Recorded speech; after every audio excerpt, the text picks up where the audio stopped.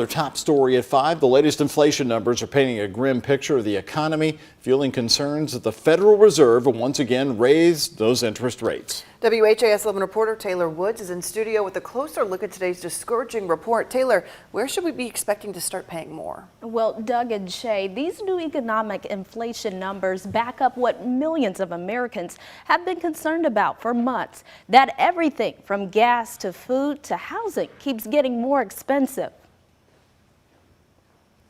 The Consumer Price Index rose 0.4% from August to September, which is higher than expected. And one of the everyday items that saw the biggest cost increase was food, with prices jumping 0.8%. For so many Americans, this is a real burden, and the cost of living has really gone up. And while wages have gone up as well, we all know they're not keeping pace with inflation. One of the few places where prices started to drop in September was gas pumps, but even those prices are starting to creep back up in October.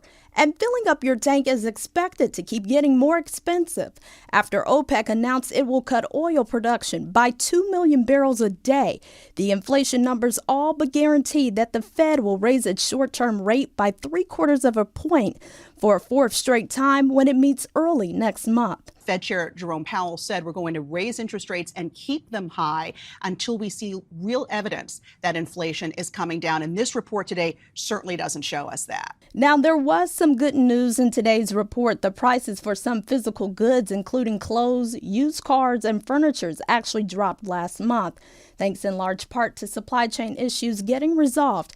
As for the housing market, lenders wasted no time raising their interest rates. Mortgage buyer Freddie Mac reported today that the average on a 30-year fixed home loan is 6.9%. That number was just 3% at this time last year. And Senator Mitch McConnell released a statement today in response to the new inflation report, blaming what he calls runaway inflation on President Biden and Democratic lawmakers. And he specifically called out President Biden's student loan forgiveness plan. In his statement, McConnell said, quote, "In just the past few months, with inflation already raging, Democrats spent hundreds of billions of dollars more, raised taxes on the brink of a recession, and decided to make inflation even worse for blue-collar families in order to pay off graduate school debt for doctors and lawyers."